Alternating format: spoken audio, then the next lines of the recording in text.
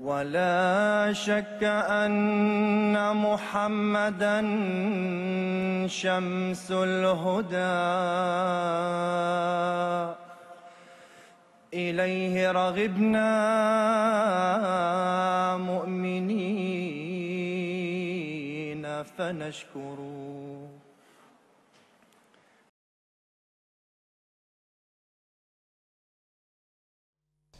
Téléspectateurs du monde francophone, assalamu alaikum wa rahmatullahi wa barakatuh. Vous nous suivez pour votre émission hebdomadaire Horizon d'Islam. Nous recevons vos questions, vos interrogations sur l'adresse horizon avec un s@mta.tv. Continuez à nous écrire, surtout continuez à nous suivre sur l'ensemble des réseaux sociaux comme Facebook ou Twitter. Et n'hésitez pas à toujours nous faire part de l'ensemble de vos remarques concernant les différents sujets que l'on aborde. Lors de la précédente émission, on avait commencé, lors de plusieurs précédentes émissions, on avait déjà commencé à aborder des petites biographies descriptives des différents califes qui ont succédé la venue du Messie promis alayhi salatu wassalam, qui est Hazrat Mirza Ghulam Ahmad. On en était arrivé au troisième calife et on avait évoqué les événements de 1974 et on avait terminé sur les événements de 1974. Et aujourd'hui, on va se concentrer sur le quatrième calife qui a été élu le lendemain du décès du troisième calife. Le troisième calife est décédé le 9 juin 1982, donc le quatrième calife a été nommé le 10 juin 1982. Et pour en parler du quatrième calife qui est Hazrat Mirza Tahir Ahmad, j'ai avec moi deux invités. Ataoul Qayyum Jumun Sahib, assalamu alaikum. Et Abdul Ghani Jahangir Sahib, assalamu alaikum. Alors, on va peut-être rentrer directement dans le vif du sujet parce qu'il y a tellement de choses à dire sur le quatrième calife et qu'en plus on a eu la chance d'avoir expérimenté sa présence, on a eu la chance de pouvoir le connaître. Pour Jahangir Sahib, c'est assez connu. Mais alors, peut-être partager d'abord une brève biographie de sa vie, ce qu'il a fait avant d'être calife, pour après peut-être se concentrer sur ce qui s'est passé après. Oui, alors on est finalement arrivé au quatrième calife. Donc c'est vrai, c'est un calife que nous avons connu. C'est un calife des années 80, des années 90, et puis finalement du début du nouveau millénaire. Et donc, il est né en fait le 18 décembre 1928 à Qadian. Et sa naissance avait marqué un événement assez, un événement spécial, parce que c'est le jour où le train est arrivé pour la première fois, c'est la locomotive donc à l'époque, est arrivée pour la première fois à Qadian de Batala. Et donc, c'était comme si le village de Qadian, ce village qui, même aujourd'hui, n'apparaît que très rarement sur les cartes de l'Inde, s'ouvre finalement au monde. Et donc, c'était l'une de ces choses où on voit que Dieu est en train d'indiquer en fait que voilà un garçon qui va, lorsqu'il va grandir, il va en fait s'ouvrir sur le monde. Et le monde va connaître le message de l'imam Mahdi alayhi salam grâce à ses efforts. Et en effet, c'est ce que nous avons vu par la suite. Sa mère était l'une des épouses du deuxième calife. Elle s'appelait Hazrat Sayyida Mariam Begum Sahiba. Et donc, c'était une dame d'une famille Sayyid. Et elle n'a pas vécu longtemps en tant que sa mère, car elle est morte lorsqu'il avait 16 ans. Et c'est un événement qui allait le marquer pour le restant de sa vie. Et il a lui-même dit par la suite que, par exemple, sa poésie, surtout l'initiale, en fait, était marquée par la mort de sa mère et le fait d'être devenu orphelin, d'un côté au moins, à un âge aussi tendre que 16 ans. Et donc, voilà.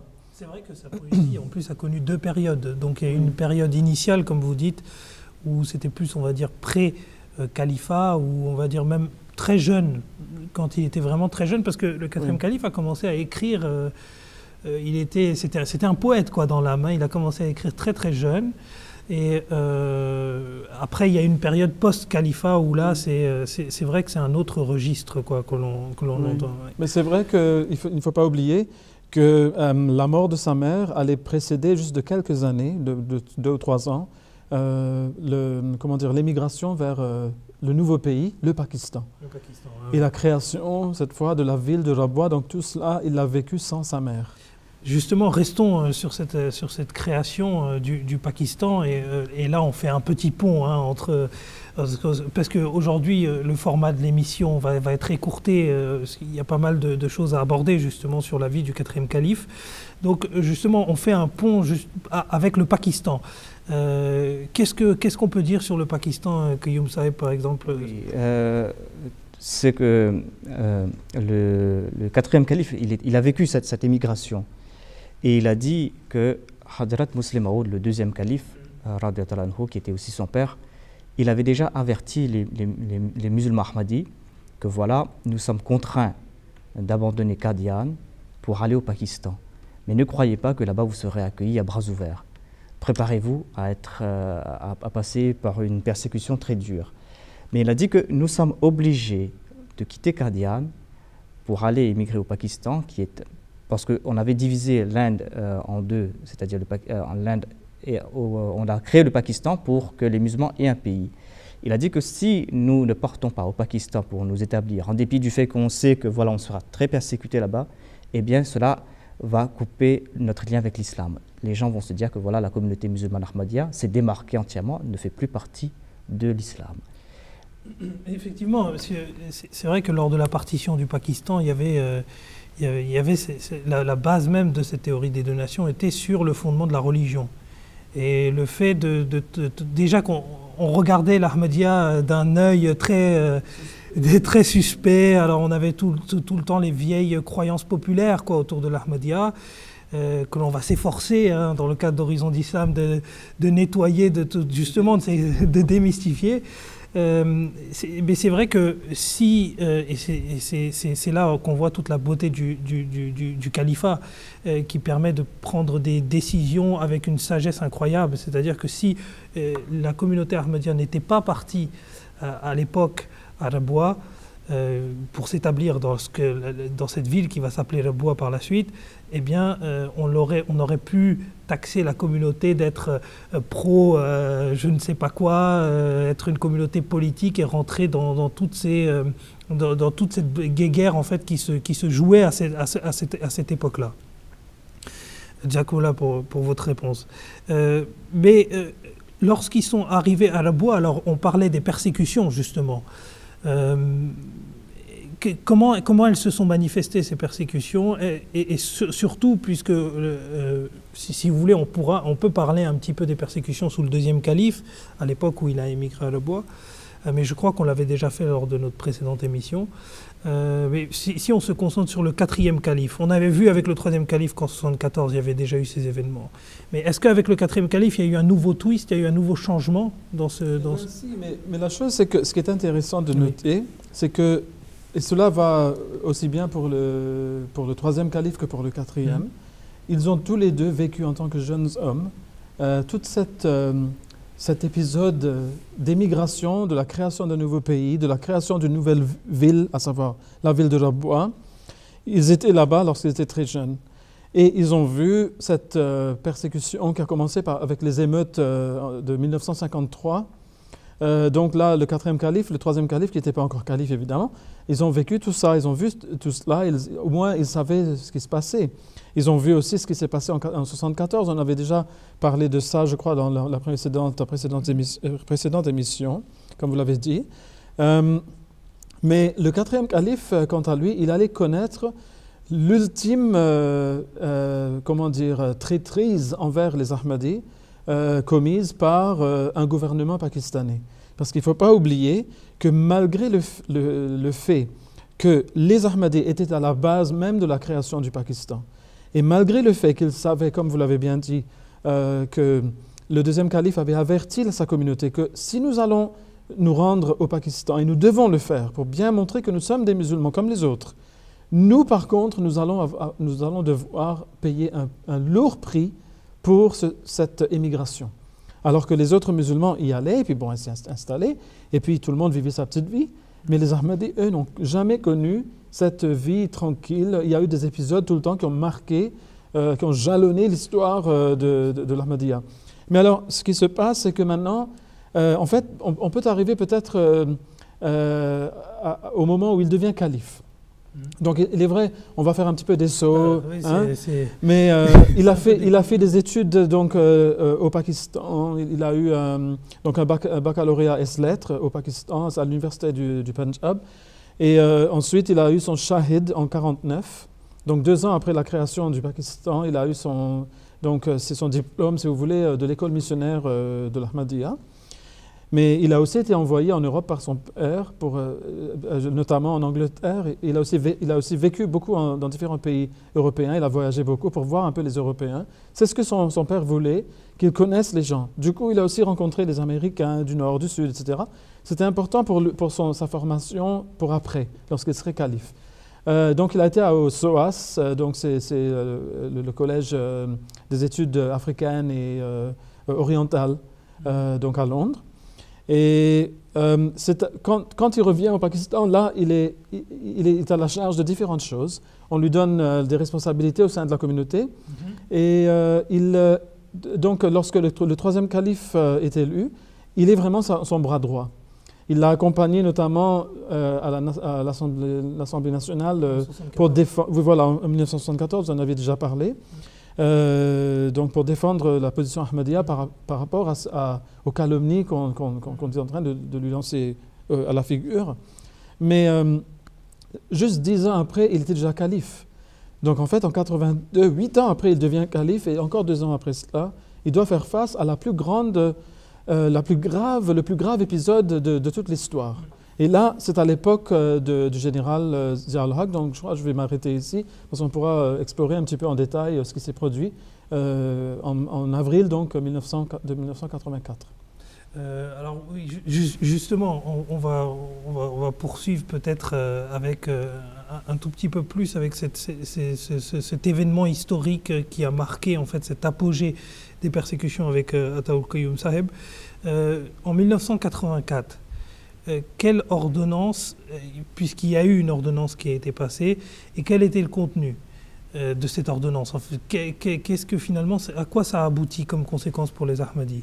En fait, tout ça, cela a commencé très tôt. Comme vous savez, la persécution des Ahmadis a commencé très tôt.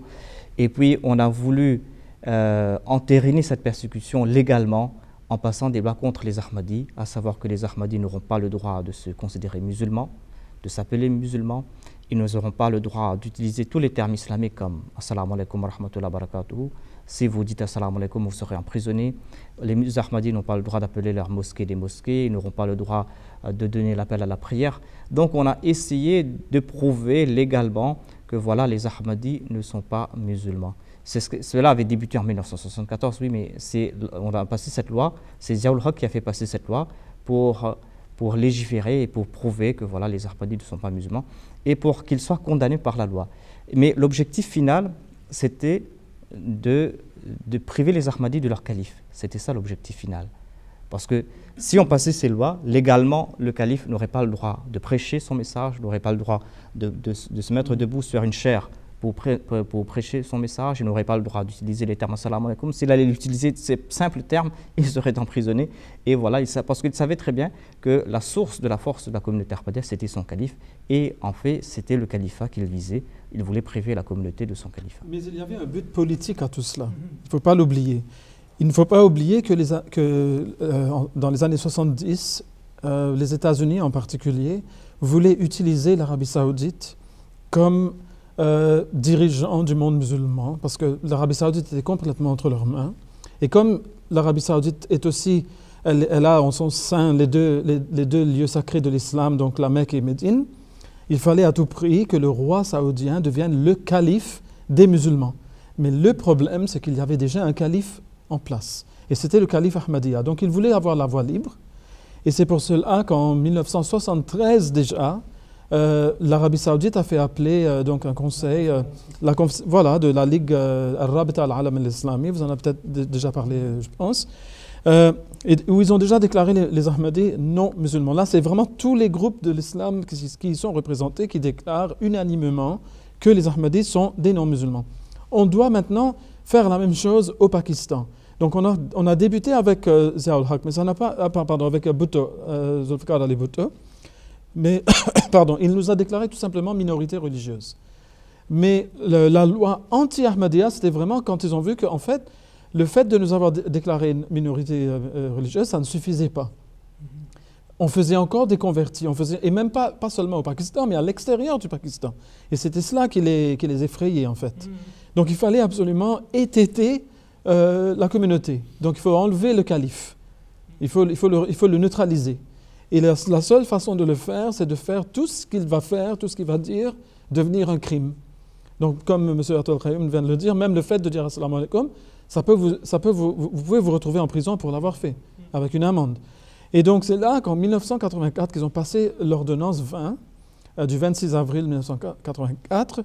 Et lorsque cette ordonnance est passée, eh bien, les choses se sont précipitées pour Hazrat Mirza Tahir Ahmad. Mais je crois qu'on va avoir justement un clip donc à ce sujet, et comment ça s'est produit, comment il est sorti, qu'est-ce que les gens ont vu, comment ils ont vécu tout ça. Alors justement, on va peut-être faire un signe à la régie de nous lancer le clip vidéo qui va nous permettre de comprendre un peu plus ces événements. The moment I was selected by Allah to lead the Jamaat, Zia did not like this perspective at all. The regime of Zia wanted some political philosophy to support their regime politically and to give them a reason, a justification for remaining in power. So what they said was, they said they are the custodians of Islam. As such, they have to serve certain purposes for the sake of Islam. And as long as those purposes are not served and achieved, they would remain in power. You know, as if they were commissioned by God to do that. So for this, they had to align and implicate mullahs and to utilize and exploit them. And what was the purpose for which they were destined to play a very important role, you know? The purpose was to destroy the foremost enemy of Islam, that is Ahmadiyya community. La persécution contre la communauté Ahmadiyya est arrivée à son apogée lors du règne de Zia. C'est ainsi que la discrimination pratiquée par le gouvernement de Bhutto s'est intensifiée. तुम मुसीबतें हम पर इसलिए डाल रहे हो कि हम अपने खुदा से दूर हट जाएं, लेकिन तुम्हारी आयत करदा मुसीबतें हमें और ज्यादा खुदा के करीब कर देती, हम अपने रब की तरफ और तेजी के साथ लौट जाते हैं. Le calife conseilla à sa communauté de ne pas répondre à ces provocations. Il dénonça dans ses sermons les injustices que commettait le général Zia. Dieu le punira s'il persiste dans ses mauvaises voies, lui disait-il. La colère de Dieu sera terrible. Le calife a émis des avertissements, mais le général les ignora et ne cessa d'ourdir des complots pour détruire la communauté.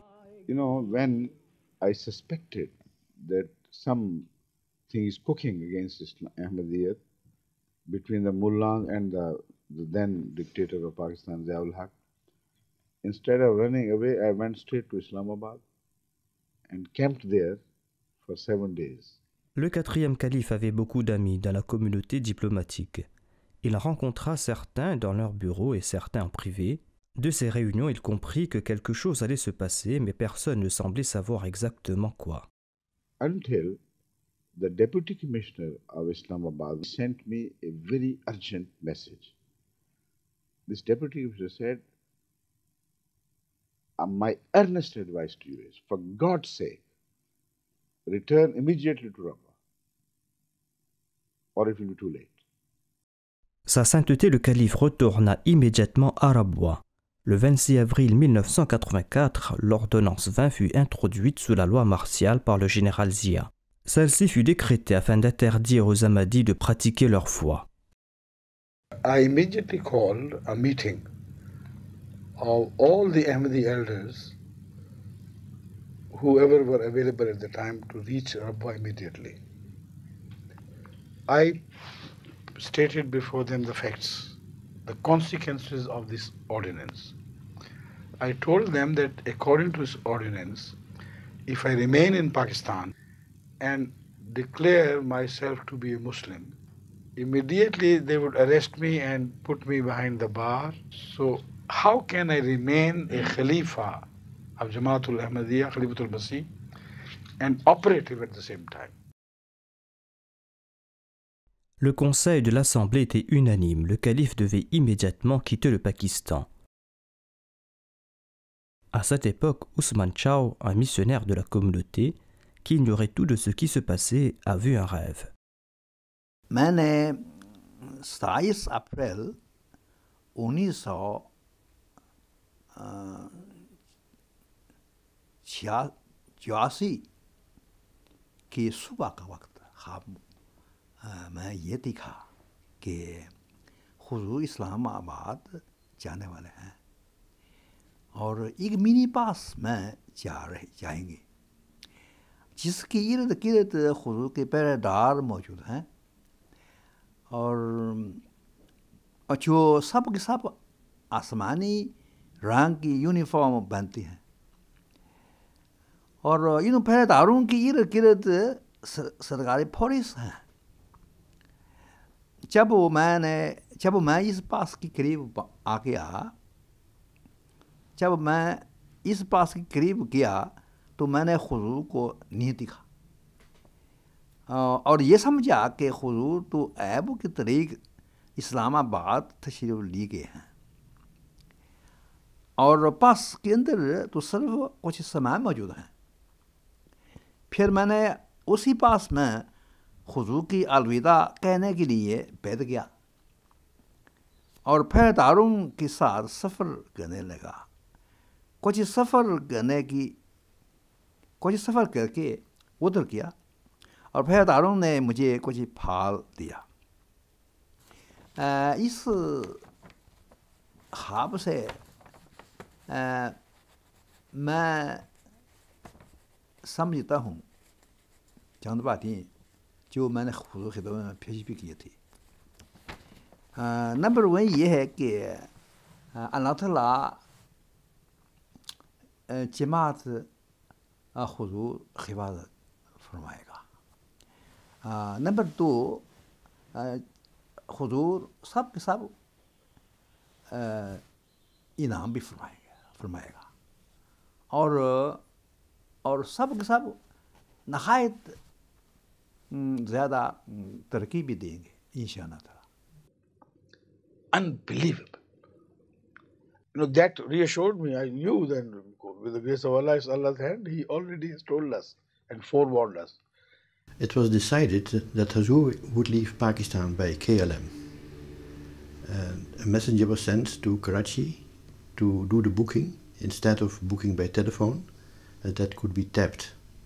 It was decided that I would leave on Sunday morning by car, and then we reached at about 10:30, reached Karachi.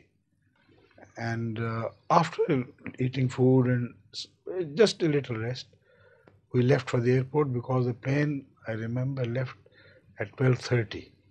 Now, they told me to come late. Said there's no need for you to come early. They said exactly 5 minutes from the time of the departure of the plane, we will send our special car. Everything seemed to be all right, and the manager assured that the flight would leave in time. And the car came exactly 5 minutes before 12:30, and it was sent back. The airport authorities, they stopped the flight from going on the scheduled time. The order that I head of the Ahmadiyya community is not permitted to leave the country from any borders was signed by Zia himself. Ziaul Haq lived most of his time during the time of Hazrat Khalifatul Masih Salis, the third caliph. So what he dictated was, and this is written on that prohibition letter, that Mirza Nasir Ahmed, the fourth head of the Ahmadiyya community, for that, is not permitted to leave the country from any borders. They had a dilemma. They could not stop Mirza Tahir Ahmed from going on. And they did not know much intricacies about the fourth and third caliphate, So they must have started ringing the intelligence chief of the intelligence bureau in Islamabad and trying to get clearance from him or instructions that this is the case. That is why this was delayed. So at 1:30 we left. The plane, of course, went to Geneva and from there on to Holland, and there we had to wait for a while. Then we came to London. Around midday, Huzur arrived at Heathrow Airport, and by the grace of Allah, we had made all the arrangements, no problem, no difficulty, and the staff of the KLM on which the airline on which Huzur travelled, they were also available to receive Huzur.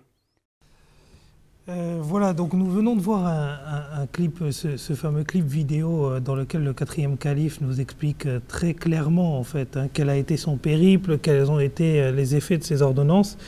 Et avant que l'on passe au thème suivant en fait concernant la biographie du quatrième calife, je voulais simplement il y a quelques mois avant que cette émission passe, et j'ai vu un petit clip en fait sur MTA.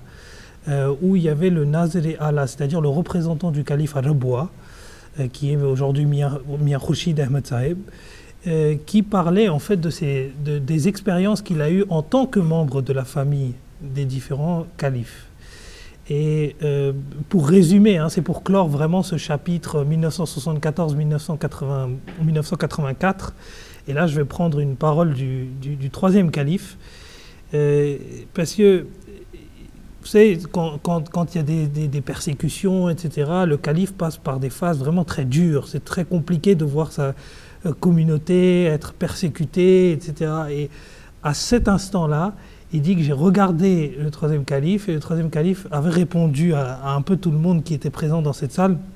Il a dit, vous savez, ils peuvent tout nous enlever, mais ils ne pourront jamais nous enlever notre sourire. Et je pense que ça, c'est vraiment, encore une fois, une parole d'un... Ça peut être qu'un calife qui puisse prononcer ça pour rassurer les membres de sa communauté. Et je pense que sur cette belle phrase, en fait, on peut conclure toute cette période, parce que qui de mieux que le quatrième calife lui-même pour nous expliquer un peu ce qui s'est passé et son retour à Londres. On va donc poursuivre, en fait, dans cette même logique. Et donc, une fois qu'il arrive à Londres, c'est pas tout. C'était encore les prémices de son califat. Le calife était très jeune. Il avait encore énormément de choses à faire, puisque l'histoire a confirmé en tout cas qu'il allait faire pas mal de choses. Alors, une fois qu'il est arrivé à Londres, quelles ont été ses premières actions? Quelles ont été ses premières... Et là, je donne la parole librement à mes deux invités. Oui, c'est ce qu'on va voir. Son califat durait 21 ans. Il a passé presque la majeure partie de son califat à l'extérieur du Pakistan. Il n'a plus jamais remis les pieds au Pakistan en raison de cette loi. Mais nous avons vu qu'au Pakistan, on voulait faire taire le calife de la communauté Ahmadiyya, mais la communauté n'a fait que grandir de plus belle, n'a fait que progresser de plus belle. La communauté n'a cessé de faire de plus grands pas. Une des tâches premières du calife, c'était de mettre en place un système de Da'in ilallah, c'est-à-dire il voulait tout faire pour prêcher davantage le message de l'islam et de l'Ahmadiyya. Et c'est là qu'on va voir que l'accomplissement de cette prophétie et de ce hadith du saint prophète Mohammed sallallahu alayhi wa sallam, que le soleil va se lever à l'ouest, c'est-à-dire que la renaissance de l'islam va se faire à partir de l'ouest. Et depuis que le califat s'est établi en Occident, nous avons vu que la communauté n'a cessé de grandir. Et parmi les jalons de son califat, il y avait en 1989, il avait le fait qu'on avait célébré le centenaire de la communauté Ahmadiyya qui a été fondée, rappelons-nous, en 1889. Et il y a eu, tout au long du reste de son califat, jusqu'à son décès en 2003, il y a eu ces grands progrès que la communauté n'a cessé d'accomplir. Il faut donc, je voulais reprendre un petit peu une idée qui a été présentée là à l'instant, c'est qu'il ne faut pas oublier la profondeur de ce mouvement du Pakistan vers l'Angleterre. C'est la première fois dans l'histoire de l'islam qu'un califat Rashida va se transférer à l'Occident. L'Occident va connaître pour la première fois un califat islamique. Maintenant, ils en connaissent un deuxième en la personne du cinquième calife. Mais c'était vraiment une grande première. Et pour l'Angleterre aussi, c'était une situation bizarre. Parce qu'en même temps, ils voulaient garder de bonnes relations avec le Pakistan, mais en même temps, étant britanniques, ils voulaient quand même garder leur, vous savez, le truc fair play des Britanniques, l'image de fair play, voilà. Et c'était pour la première fois qu'il y a eu un débat au sein du Parlement britannique pour savoir si on devait garder Mirza Tahir Ahmad ici ou non. Et alors, c'était le ministre des Affaires étrangères qui insistait à ce qu'on le renvoie au Pakistan, qu'il soit déporté donc à son pays. Mais en fait, le ministre de l'Intérieur a refusé. Il a dit que tant qu'il est à l'extérieur de l'Angleterre, il est de votre, de votre ressort. Mais dès qu'il arrive sur le sol britannique, il est du mien. Et donc, moi, je dis que, étant calife, ce n'est pas un poste ordinaire. Lui-même, il l'a expliqué au Parlement.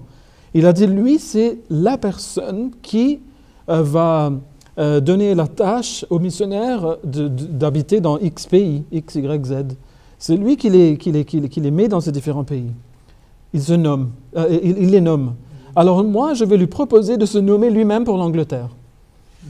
Et donc, comme il a le droit de le faire, ce n'est pas une personne ordinaire. Et donc, le calife s'est nommé en tant que missionnaire et chef religieux pour l'Angleterre. Et c'est ainsi qu'il a eu son visa. Il a eu donc un visa spécial. Et il est resté en Angleterre grâce à ce petit débat au Parlement. Et donc, on voit que c'est la main de Dieu qui est derrière tout ça, parce que sinon, ces choses ne se produisent pas à la normale. Mais ce que le calife a fait, en fait, il faut qu'on comprenne bien la motivation derrière le quatrième calife. Il n'y avait pas seulement le fait qu'il était calife, mais il avait une certaine revanche à prendre aussi. Mais la revanche des Ahmadis est toujours par le bien. Idfa' billati hiya ahsan. Donc on prend sa revanche toujours, on se défend toujours parce qu'il est encore meilleur. On ne fait pas, si quelqu'un nous vient dessus avec une épée, on ne va pas se défendre avec une épée. On va prendre quelque chose de meilleur. Et donc, on l'a forcé à quitter son pays, on l'a privé des Ahmadis du Pakistan. Alors la revanche qu'il allait prendre maintenant, c'est que vous avez fait tout ça pour nous empêcher de fonctionner. Et bien maintenant, nous allons fonctionner 100 fois mieux, 1000 fois mieux, 1 million de fois mieux.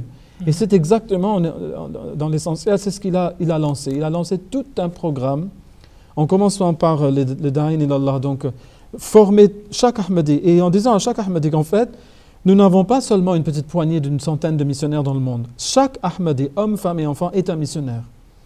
Et donc, chacun d'entre eux doit ramener des nouveaux convertis. Et c'est ainsi que ce mouvement a été lancé. Et ensuite, il y a eu bien sûr d'autres choses. Il y a eu beaucoup de travail au niveau, structural aussi, à l'intérieur de la communauté. Rien que les mosquées qui ont été construites dans le monde entier, alors qu'on était en train de fermer nos mosquées au Pakistan, y mettre le feu, les écraser, etc., eh bien, rien que durant le 4e califat, nous avons construit dans le reste du monde plus de 13 000 mosquées en 21 ans. Il faut le faire. Ouais, 13 000 mosquées, c'est quand même... Et ça, c'est durant le 4e califat. Quand on en arrivera au 5e, on va voir que maintenant, ça va encore plus rapidement que cela. Cela est même possible. Mais en fait, ce qu'ils ont voulu faire, ils ont obtenu le contraire. Ils ont voulu faire taire le calife, mais Allah, lui a ouvert... Il a donné la parole en quelque sorte. Exactement. Oui. Il a ouvert les portes du ciel même. Et je vais m'arrêter là, donc on pourra parler un peu de ça. Parmi les plans dont on voit maintenant les fruits, on peut dire, c'est le calife, il a lancé le plan Waqfini Now en 87, où il a encouragé les parents Ahmadis à dédier leur enfant avant leur naissance, avant la naissance de leur enfant, pour qu'ils puissent, quand ils vont grandir, s'ils l'acceptent, de servir la communauté en tant que missionnaire, en tant que médecin, en tant qu'enseignant, en tant qu'ingénieur, en tant que présentateur. Et donc, c'est un plan qu'il a lancé et nous sommes en train maintenant d'en voir les résultats. Il y a plusieurs de ces Waqfina qui ont grandi, qui sont devenus des adultes et qui ont passé leurs études de missionnaires, qui sont en train de servir la communauté. Donc, voyez comment Dieu a préparé le terrain pour que la communauté puisse accomplir sa mission qui était en fait de présenter l'islam véritable au monde. Et c'est vrai que... Oui, vous pourriez dire quelque chose à ce sujet. Justement, par rapport à ce projet des Waqfina qui a été lancé, aujourd'hui, on commence à vraiment à percevoir les fruits de ce projet, parce que les Waqfina qui avaient dédié leur vie dans les années 87, 86, 87, arrivent aujourd'hui à un âge mature, soit ils ont fini leurs études, soit ils ont dédié leur vie. Donc il y a cette fameuse dualité, on le sait, les personnes qui ont dédié leur vie peuvent choisir, une fois qu'elles ont réitéré leurs vœux devant le calife, à l'âge de à peu près 18 ans, on considère globalement que c'est l'âge de la maturité, on choisit soit de faire des études et on poursuit en fait dans une filière qui serait universitaire ou séculière, exactement. Généralement, il y a certaines filières qui sont privilégiées par rapport à d'autres. On cherche notamment, souvent on demande au Waqf d'aller plus dans les facs de médecine ou encore dans l'ingénierie mécanique. Le journalisme, le droit. Dans le droit. Dont vous-même notamment, vous faites voilà. partie de ce plan. Ensuite, il y a la deuxième aile qui est l'aile vraiment théologique de ce projet et qui consiste à former des personnes qui vont être formées dans une école de théologie et qui vont obtenir un diplôme en langue moderne, il me semble, c'est bien ça. Et donc à la fin de cette école, on obtient donc ce fameux diplôme et ensuite le calife nous affecte un poste en fonction de plusieurs paramètres, en fonction des besoins, en fonction des connaissances linguistiques, etc. Donc voilà, aujourd'hui c'est vrai qu'on voit que d'une part il y a cette bénédiction qui commence à voir le jour parce que les gens deviennent suffisamment... Ça sont par milliers, il faut pas c'est ça, on minimise un peu les chiffres, mais c'est vrai que... Les Ahmadis dans le monde entier sont venus de l'avant pour répondre à cet appel. Et aujourd'hui, il y a des dizaines de milliers d'enfants, en fait, beaucoup d'entre eux qui ont grandi à présent, sont des adultes, qui sont en train de servir la communauté, qui aident à répandre, à propager ce message de l'islam dans le monde entier. Et donc, nous sommes vraiment la seule communauté où on voit un tel mouvement dès l'enfance. Et c'est indéniable, je pense que chaque personne, chaque enfant dédié le dira, qu'il y a, je ne sais même plus, un océan de bénédiction qui vient avec le fait de dédier sa vie. Que vous choisissez une filière ou l'autre, ça n'a pas vraiment d'importance sur le fond, puisque on a l'impression vraiment que si on est sincère, si on a vraiment les bonnes intentions, la main de Dieu nous accompagne. Et je pense que qu'est-ce qu'on pourrait désirer d'autre que ça? Exactement. Et je pense que ça résume assez bien les Waqf qui soient de France pour moi, du coup, ou d'ailleurs, puisque, comme vous venez de le dire si justement, ils sont par milliers et dans le monde entier. Et c'est ça aussi qui fait la beauté de la Jamaat Ahmadiyya aujourd'hui et justement de ce projet qui a été lancé par donc notre bien-aimé 4e calife. Continuons donc, on a parlé des Waqf, les autres projets donc, dont vous nous avez parlé. Il y a l'année 88 est une année importante aussi au sein de la communauté. C'est l'année où le calife, face à cette persécution montante qui ne cessait au Pakistan, on a vu que la loi a été passée au Pakistan pour déclarer les Ahmadis non musulmans et nombre d'entre eux ont été emprisonnés, nombre d'entre eux ont été tués. Et c'est là que finalement, en juin 1988, face à ce constat, le 4e calife a lancé un défi, un mubahala, un duel de prière au président Zia-ul Haq et à tous ceux qui participent dans cette persécution organisée par l'État. Il leur a dit que s'ils ne cessent pas leur persécution, eh bien Dieu va les châtier. Et c'est là que dans plusieurs sermons, en juin 1988, le calife a averti Zia-ul Haq en particulier que s'il ne cesse pas, donc Dieu va l'attraper et Dieu va le châtier. Et nous avons vu l'avertissement final. Il lui a donné dans un sermon du 12 août 1988. Et quelques jours après, le 17 août 1988, le président Zia-ul Haq, qui était dans un avion, son avion a explosé en plein air et il est décédé. Et nous voyons là donc un peu l'accomplissement de cette prophétie qui a été faite par le 4e calife. Et cela a prouvé, c'est un très grand signe, selon moi, un très grand signe de la véracité de l'Ahmadiyya, de la véracité du califat, des paroles du calife, parce qu'il avait vraiment dit ça clairement. Mais il a dit qu'on ne se réjouit pas de la mort de quelqu'un. Mais on ne se réjouit pas de la mort de quelqu'un, mais c'est l'accomplissement de ce signe qui est important. Il y a un point intéressant, puisqu'on parle de signes. Il y a 3 individus au niveau de la politique qui se sont opposés à la Jamaat d'une façon très particulière. Ils ont essayé de nous faire sortir de l'islam pour détourner les musulmans de nous, en fait, pour les dégoûter. Le premier, c'était le roi Faisal, qui avait appelé donc cette conférence de la Ligue du monde arabe, la Rabita al-Alam al-Islami. Il est mort, assassiné. C'est le seul roi parmi toute la lignée des Saoudiens qui soit mort de cette façon. Il a été assassiné par son neveu, je pense. Ensuite, il y a eu Zulfikar Ali Bhutto, qui lui a été pendu. Lui, il a une affaire un peu par Ziaul Haq, d'ailleurs. Oui. C'est une belle clique, en tout cas. Même entre eux. Et lui, c'était l'autre qui nous avait fait déclarer minorité non musulmane au Pakistan.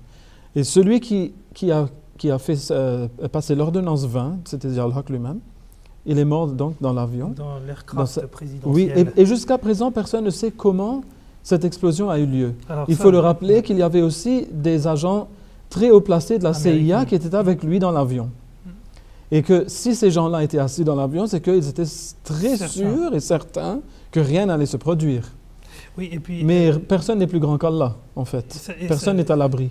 Et ça, moi, ça confirme tous les auteurs qui ont écrit aussi autour de cette période, parce que il y a pas mal de gens, je pense notamment à un auteur en particulier qui s'appelle Christophe Jaffrelot, qui a beaucoup écrit sur le Pakistan, et au moment où il écrit cet événement bien précis de la mort de ce dictateur, président, on ne sait plus comment l'appeler, on peut s'arrêter à dictateur même, il a dit que c'était une mort mystérieuse.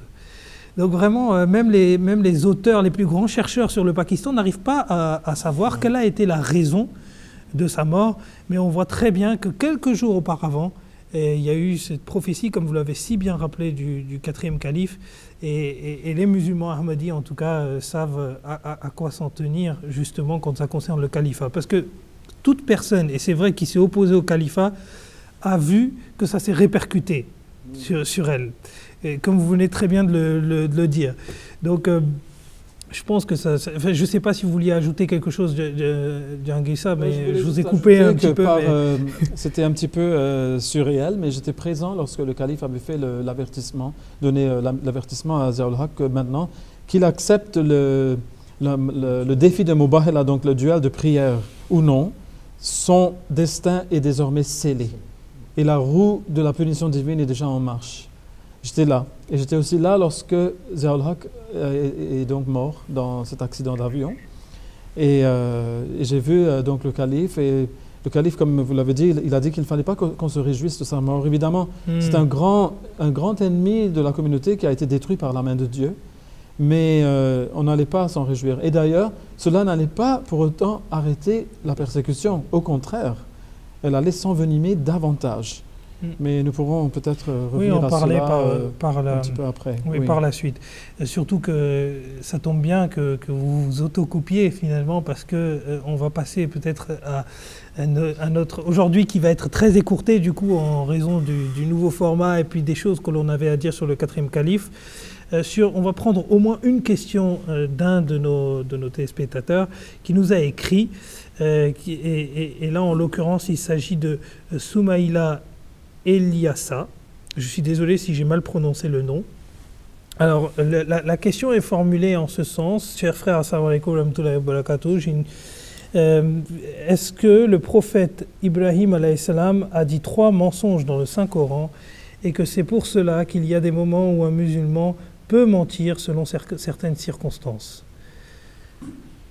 Oui, alors c'est une question en fait très intéressante parce qu'elle est vraiment d'actualité dans le monde arabophone. Quand j'étais en Jordanie en 2012, on n'entendait que cela à la radio, par exemple, durant le Ramadan, les 3 mensonges, les célèbres mensonges d'Abraham. Alors vous entendez toute une panoplie de cheikhs, mashaïkh, qui vont se prononcer à ce sujet, quelles leçons en tirer, quand est-ce que le musulman a le droit de mentir.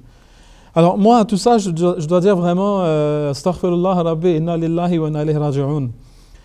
Le fait même de dire qu'un prophète de Dieu qui a été appelé Siddiq dans le Coran, véridique, puisse mentir, cela démontre sans aucun doute que ce hadith, même s'il a été repris dans le Bukhari et notamment le Muslim, ce hadith est un hadith concocté de toutes pièces. Cela fait partie en fait des hadiths qu'on appelle les Israéliyat. Même si techniquement, on peut dire par rapport aux gens qui l'ont rapporté, etc., et les chaînons qui ne sont pas manquants, etc., on peut le qualifier de sahih, cela n'enlève rien au fait que c'est un hadith concocté, peut-être par un converti israélite donc à l'islam, ou bien peut-être par un hypocrite, même un hypocrite qui aurait voulu donner, comment dire, un petit peu plus d'importance aux histoires bibliques au sein des musulmans. Parce qu'il faut savoir que cela est une habitude ancienne des enfants d'Israël que de condamner leurs prophètes et de les blâmer comme quoi ils auraient commis toutes sortes de crimes. Aucun prophète, aucun homme saint dans la Bible n'a été épargné. Il y en a qui sont voleurs, d'autres qui sont adultères, d'autres qui sont ivrognes. Bon, on voit tous les crimes sont commis par les prophètes. Et finalement, ils se disent, bon, ben, si les prophètes sont comme ça, eh ben, nous aussi, on peut faire ce qu'on veut. En fait, c'était ça l'idée. Mais alors, on voit que le prophète Mohammed sallallahu alayhi wa sallam arrive et il vient corriger tout ça. Le Coran vient remettre les pendules à l'heure et dire qu'en fait, ces personnes qui ont été choisies par Allah sont des gens innocents de tout péché. Alors, donc, le hadith, en fait, dit, et c'est rapporté par Abu Huraira, donc, ça, quand on veut concocter hadith, il n'y a personne de meilleur qu'Abu Huraira, celui qui est connu comme avoir rapporté le plus grand nombre de hadiths. Donc, dès qu'on entend Abu Huraira, on dit, ah ben voilà, c'est authentique. Oui. Mais il faut maintenant démystifier. Donc, il dit que l'envoyé d'Allah, sallallahu alayhi wa sallam, aurait dit que le prophète Abraham aurait menti, n'a jamais menti, sauf 3 fois, dont 2 sont pour la cause d'Allah. Bravo, donc. Et quand il a dit par exemple je suis malade, là c'est dans la sourate 37 verset 90, et la seconde fois lorsqu'il dit c'est la plus grande idole d'entre elles que voici qu'il a fait, qui a donc brisé les autres idoles, et là c'est dans la sourate 21 et c'est le verset 64. La 3e fois ce fut au sujet de sa femme Sarah, lorsqu'il, avant d'accéder au territoire d'un tyran, accompagné de sa femme Sarah, qui était la plus belle des femmes, raconte-t-on. Et Abraham a dit que si l'on dit à ce tyran que tu es mon épouse, il me forcerait de te laisser. Dis-lui alors s'il t'interroge que tu es ma sœur. En effet, tu es ma sœur en islam, car je ne connais sur terre des musulmans donc soumis à Allah, autres que toi et moi. Donc on voit, voilà, donc c'est un long hadith, mais voilà les 3 mensonges. Donc tout d'abord, quand on en vient au texte, c'est des textes coraniques là, qui sont repris comme voulant dire que en fait, Abraham avait menti. On voit que cela n'est pas du tout le cas. On voit que lorsqu'il est en train de débattre avec les gens au sujet de l'identité de Dieu, avec des idolâtres. Alors le Coran dit, A'udhu billahi minash shaitanir rajim, فَنَظَرَ نَظْرَةً فِي النُّجُومِ فَقَالَ إِنِّي سَقِيمٌ. Donc il a regardé vers les étoiles et après il a dit, eh bien, en vérité, je suis sur le point de devenir malade. Ou bien on pourrait même dire je suis malade. En fait, il était en train de les renvoyer à leur façon de diviner par les étoiles.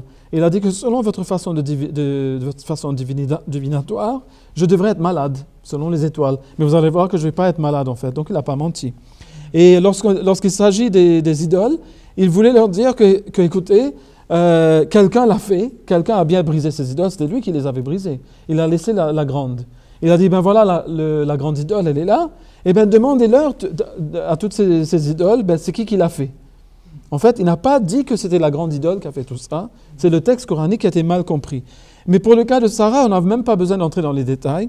Si quelqu'un voulait empêcher une personne d'avoir accès à sa femme, je pense que la meilleure façon de le faire, ça aurait été de dire que ben, c'est ma femme, nous sommes déjà mariés. Mais en disant que c'est sa sœur, et bien là, le champ est libre. Donc en fait, c'est tout le contraire qu'on voit. Donc ce n'est pas logique du tout. Et là, on voit qu'en fait, c'est un hadith qui a été concocté, mais qui n'ont pas vraiment bien pensé avant de le concocter en fait. Oui. En tout cas, ça conclut notre émission pour cette fois-ci, puisqu'il ne reste plus du tout de temps. On a même dépassé notre temps limite. En tout cas, jazakoullah à tous les deux pour vos réponses et vos réactions. Ça conclut notre émission. D'ici à la prochaine fois. Assalamu alaikum wa rahmatullahi wa barakatuhu.